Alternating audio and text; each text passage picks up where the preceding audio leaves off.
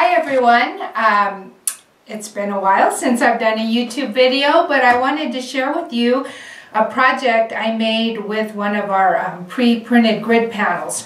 I don't know if you remember, but during the 52-week series, a lot of times I talked about those pre-printed grid panels that I sell on my website and that are just wonderful for doing your grid-based quilting design. So remember, they came in the 1-inch horizontal vertical grid, 1/2-inch horizontal vertical grid, a 2-inch diamond grid, and a 3/4-inch diagonal grid. So the package of 4 of those is $30. If you are interested, you can check them out on my website, quintessentialquilting.com.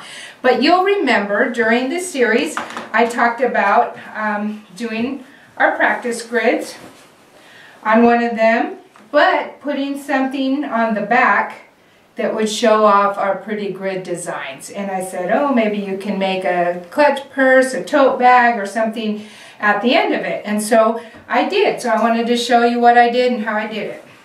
So this one's not quite filled up, so I didn't work on it yet today. Here's one. You can look at it again. This was the 1-inch grid, and I'll show you the back. I did a pretty solid brown, so you can see all that pretty thread on the back. So the back will become the front of our project, and the muslin that the grid panel is marked on, those blue marks will wash away, and you'll just have your designs, but again, it's just muslin, so it's not going to be that pretty. But if you put something nice on the back, that's what will become your front. So what I made is this little clutch purse, and I've got my laptop in it. So it's just a cute little bag, very simple to make. I don't like sewing tote bags or anything else. I'm kind of challenged when it comes to that stuff, so this is super simple. But it can hold your laptop.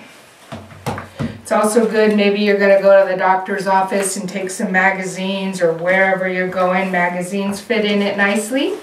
File folders.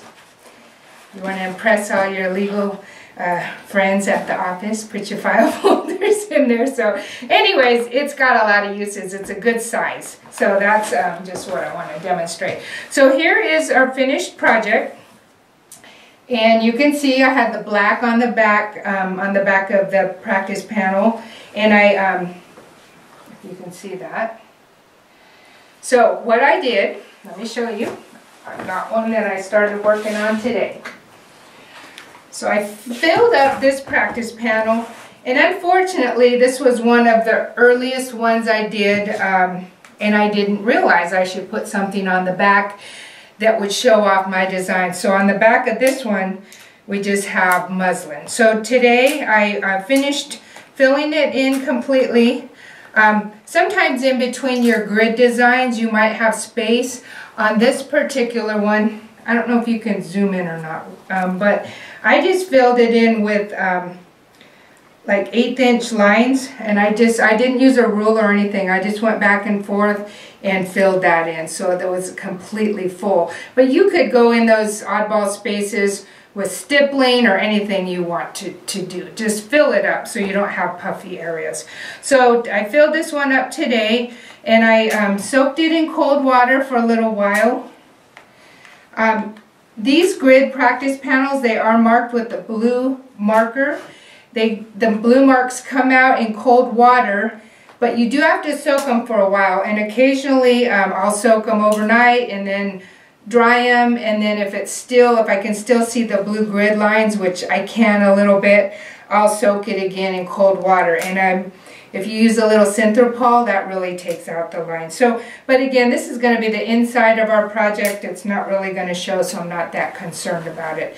But I washed it in cold water, and I blocked it because I wanted it to be nice and square. So here's the front, but this will be what's going to show on our project. So it looks pretty nice. You can see all that pretty quilting looks nice, even though it is just on muslin. So what you do now is you're going to trim this piece and you're going to square it up. And the black one I did at 19 1/2. But this one, I measured it, and it looks like 19 is going to be about the size. So it doesn't, that's not super important, just as long as it's completely square. So you want 19 by 19 by 19 by 19, not 19 by 19 and a half. So you just have to be careful with that. So I'm going to go ahead and trim this really quickly. Like I said, 19 worked out well. And when if you do block it like I did, you'll be able to measure it then and block it to the size you want. For some reason, that black one, probably actually the black fabric didn't shrink as much as the muslin, so it came out to 19 and a half. Let's see.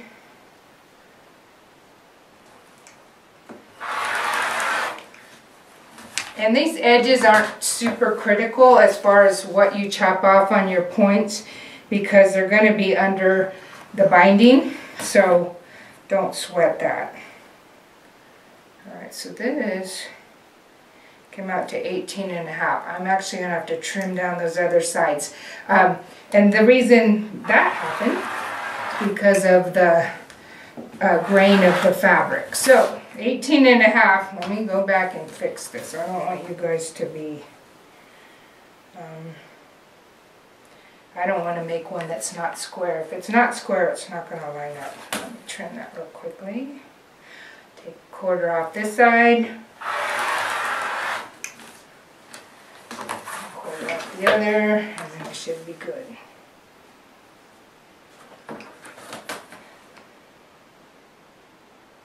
Alright, like I said, the edges aren't going to matter, they're going to be under the binding. So let's see, we've got 18 and a half by 18 and a half.